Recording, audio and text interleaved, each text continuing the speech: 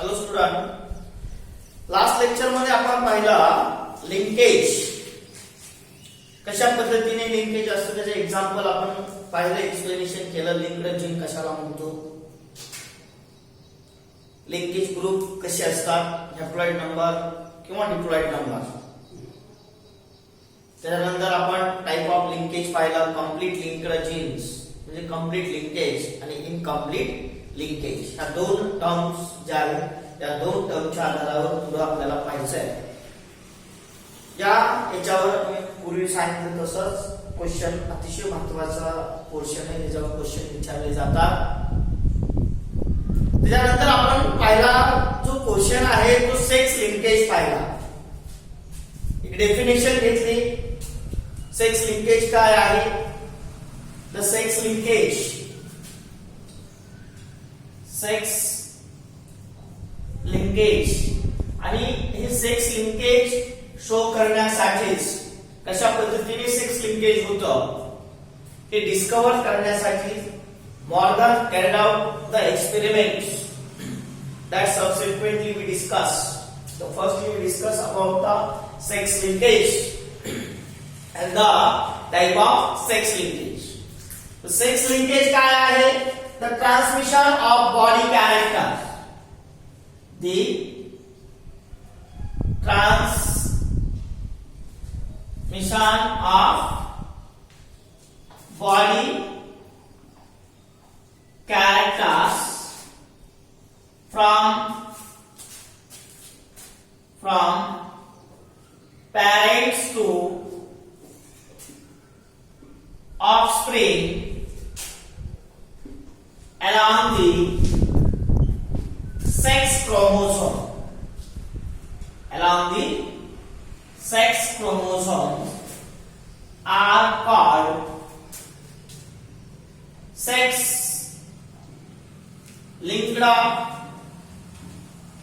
inheritance or sex linkage or sex linkage. बघा, sex linked inheritance, sex linked inheritance or sex linkage म्हणजे जे body characters आहेत, जे body characters which is transmitted from parents to offspring, parents to offspring along the sex chromosome, along the sex chromosome. आपल्याकडे किती आहे linkage group आहे? 23 linkage groups आहेत. म्हणजे किती पेयर आहेत? 23 पेयर्स आहेत. त्याच्यामध्ये 22 जोड्या ज्या आहेत त्या ऍटोझोमच्या आहेत. कोणत्या असतात? ऍटोझोमच्या. that they control the body characters. ते काय करतात? बॉडी कॅरेक्टर जे आहे ते बॉडी कॅरेक्टर काय केलं जातं? कंट्रोल केलं जातं. आणि रिमेनिंग वन पेयर जे आहे 23वी जोडी ही सेक्स डिटर्मिनेशन, याला सेक्स क्रोमोझोम्स. पण या सेक्स क्रोमोझोमच्या थ्रू हे बॉडी कॅरेक्टर जे आहे हे बॉडी कॅरेक्टर काय केले जातात? ट्रान्समिटेड केले जातात. That is known as sex linked inheritance or sex linkage. Now the sex linkage are of two types. There are two types of sex linkage.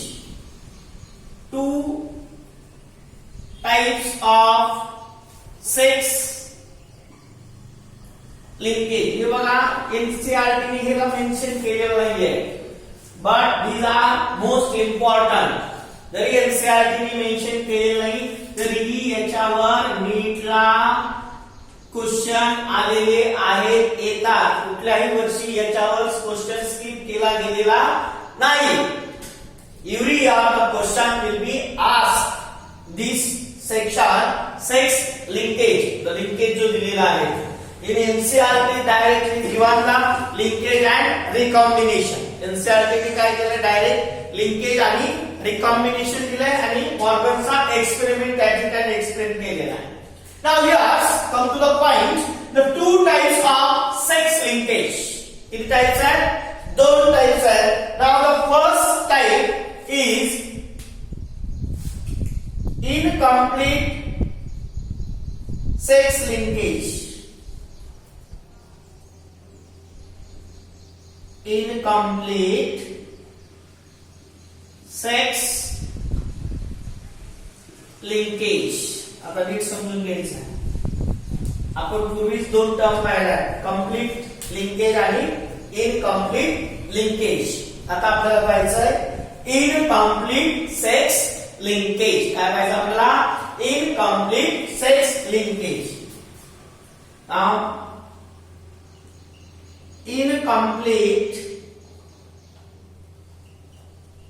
Sex linked gene located on homologous region of X and Y chromosome. Incomplete sex linked gene located on homologous region of X and Y chromosome. Hence, they inherit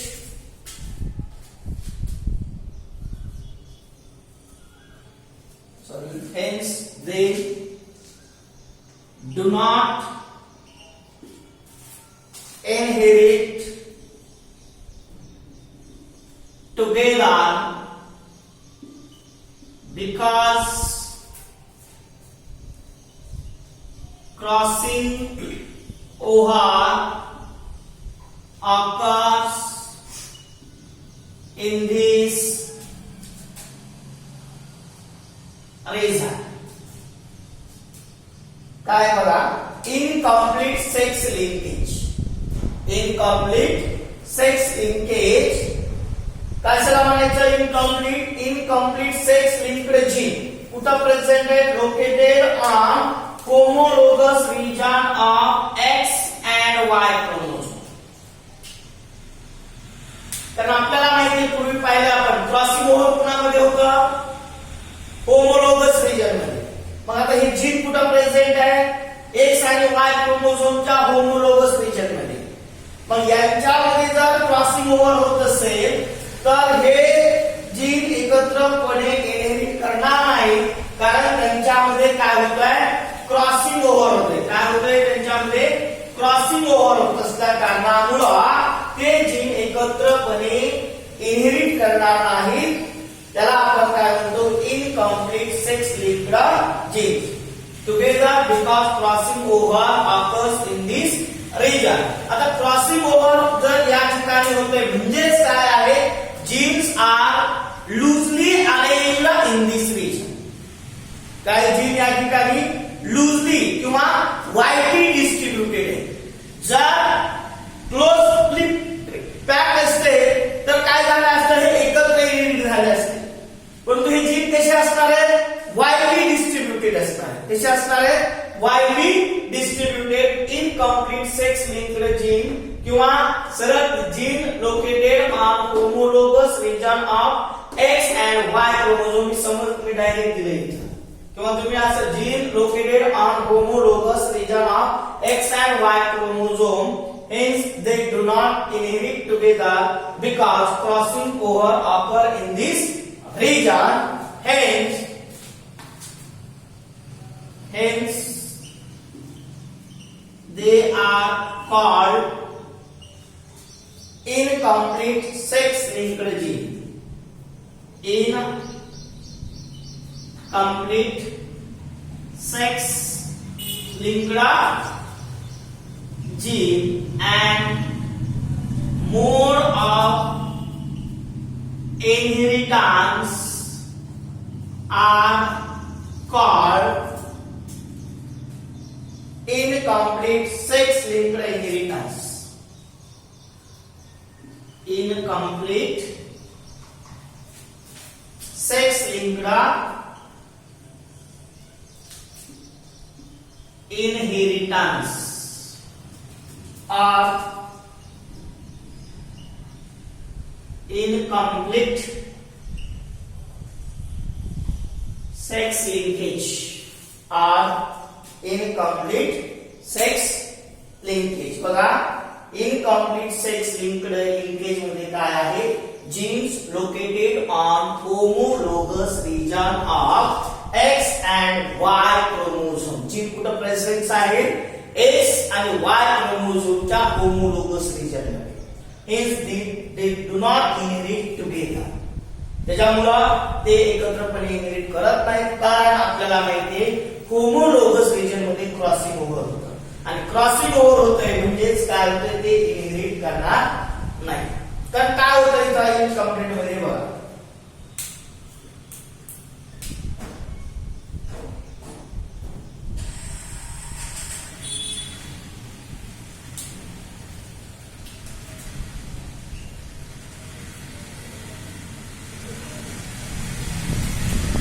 gene इथं present आहे, हे gene present. Okay, या दोन region ह्याच्यामध्ये काय होणार आहे, crossing over. काय होईल याच्यामध्ये, क्रॉसिंग ओव्हर. म्हणजे जीन एकत्र जातील का, नाही. काय होईल याच्यामध्ये, सेगमेंट जे आहे ते सेगमेंट काय होईल, एक्सचेंज होईल. काय होतं बघा,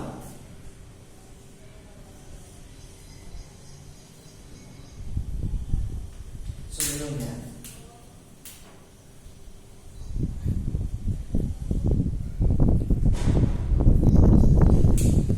काय होणार आहे, हा सेगमेंट इथे येणार आहे आणि हा सेगमेंट इकडे येणार आहे, क्रॉसिंग ओव्हर होणार आहे. म्हणजे जीन इनहेरिट करतील का एकत्रपणे, नाही करणार. काय झालं यांच्यामध्ये, क्रॉसिंग ओव्हर. क्रॉसिंग ओव्हर म्हणजेच काय होतं, exchange of genetic material. Division पाहिजे, एक्सचेंज ऑफ जेनेटिक मटेरियल म्हणजे सेगमेंट जो आहे, सेगमेंट काय होतो या ठिकाणी, एक्सचेंज होतं. आपल्याला माहिती आहे पेअर ऑफ क्रोमोझोम्स आहेत, गॅमेट्स मध्ये काय होत असतो, only one of chromosomes inherit करतो पेअर्स मधला. दोन्ही क्रोमोझोम जातात का पुढे, तर नाही जात, तर फक्त एकच जाणार आहे. हा सेगमेंट जो आहे तो चेंज होतो, म्हणून याला आपण काय म्हणतो, इनकम्प्लीट सेक्स लिंकेज म्हणतो. बघा परत सांगतो, gene located on homologous region of X and Y chromosome, hence they do not inherit together because crossing over occur in this region. Hence they are called incomplete sex linked gene, and mode of inheritance are called incomplete sex linked inheritance or incomplete sex linkage. As an example है total color blindness. काय, total colour blindness, ज्याला आपण रंग आंधळेपणा आहे. They do not distinguish between color, that they appear only black and white colors. That is the total color blindness. Then another example, retinitis pigmentosa. Retinitis pigmentosa. Retinitis pigmentosa means that in the night they do not see. संध्याकाळी दिसणार नाही त्याला, because of the cells of retina are damaged. तिथल्या sale ज्या आहेत त्या काय असतील, डॅमेज असतील. त्याच्यानंतर आहे नेफ्रायटिस.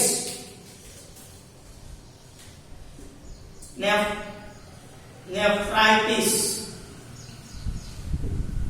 inflammation in nephron. You know that nephron as the structural and functional unit of the kidney, that is the main play an important role in urine formation.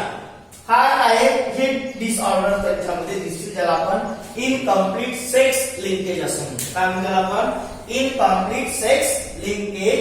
The gene located on homologous region of X and Y chromosomes. They do not inherit together because crossing over occur in this region. In this region म्हणजे कोणत्या region मध्ये, homologous region of X and Y chromosomes. त्याच्यामुळे ते gene एकत्रपणे inherit करत नाही. त्या जीनला आपण इनकम्प्लीट सेक्स लिंक्ड जीन म्हणतो. And the mode of inheritance, तो जो पॅटर्न आहे, पद्धत जी आहे इनहेरिटन्सची, त्याला आपण sex incomplete sex linked inheritance और इनकम्प्लीट सेक्स लिंकेज असं म्हणतो. Okay, now the another type of sex linkage is a complete sex linkage. Okay,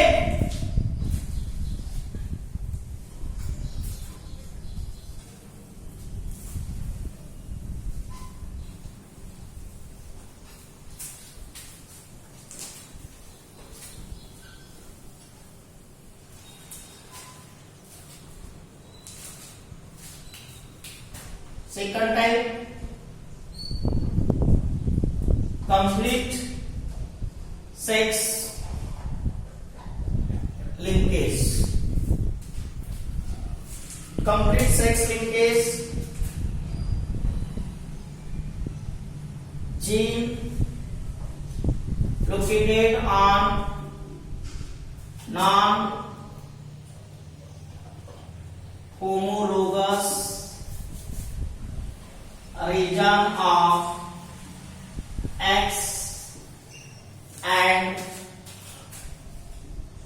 Y chromosome.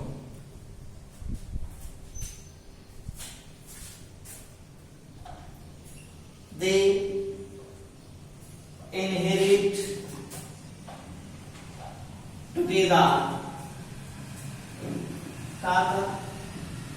tightly packed.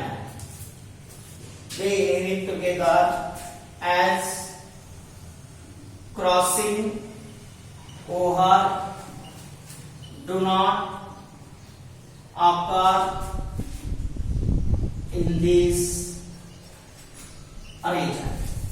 बघा, gene located on non-homologous region of X and Y chromosome. आता लक्षात येत असेल तुमच्या, आपण structure of X and Y chromosome पाहिले, त्याच्यामध्ये दोन्ही रिजन पाहिले आपण, होमोलोगस आणि नॉन होमोलोगस रिजन पाहिले. दे इनहेरिट टुगेदर. आता ते इनहेरिट टुगेदर करतायत म्हणजे टाइटली पॅक्ड आहे. कसे ते टाइटली पॅक्ड आहे. जसं मी लास्ट लेक्चर मध्ये मित्राचं उदाहरण सांगितलं होतं, एका मित्राला जरी बाथरूमला जायचं म्हणलं तरी 4-5 लगेच सोबत जातात, कारण त्यांचं लिंकेज कसं आहे, क्लोज रिलेशन. तसं हे जीन कसे आहेत, टाइटली पॅकेड आहे ऍज क्रॉसिंग ओव्हर. आणि तिथं काय होतं, क्रॉसिंग ओव्हर जे आहे ते क्रॉसिंग ओव्हर त्या ठिकाणी होत नाही, म्हणजे कम्प्लीट लिंक्ड पाहिजे. Occur in this regions are called complete sex linked gene and mode of inheritance are called complete sex linked inheritance. Complete sex linked inheritance or complete sex linkage or complete sex linkage. Non-homologous region, gene located on non-homologous region of X and Y chromosome. They inherit together as crossing over do not occur in this region. म्हणजे gene ही tightly pack आहे, त्यांच्यामध्ये crossing over होत नाही, म्हणजे ते gene जे आहे ते जीन त्याला रिपल्शन. जरी हे बघा, हा एक क्रोमोझोम आहे, हा दुसरा क्रोमोझोम. नॉन होमोलोगस रिजन जे जीन टाइटली पॅक आहे, हा काय करतो, त्या ठिकाणी क्रॉसिंग ओव्हर होते नाही. त्याच्यामुळे जीन जे आहे ही जीन काय म्हणतात, तर पुढचं इनहेरिट करतात, एकत्रपणे इनहेरिट करतात, ज्याला आपण कंप्लीट सेक्स लिंकेज असं म्हणतो. त्याच्यामध्ये एक्झाम्पल जे आहे, एक्झाम्पल आपण बघू. Red green colour blindness.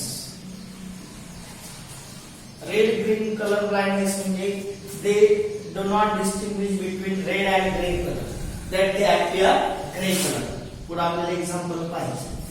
त्याला आपण काय म्हणतो, रेड ग्रीन कलर ब्लाइंडनेस.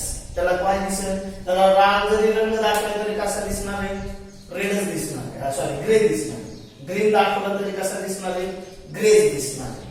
दुसरं एक्झाम्पल आहे हिमोफिलिया.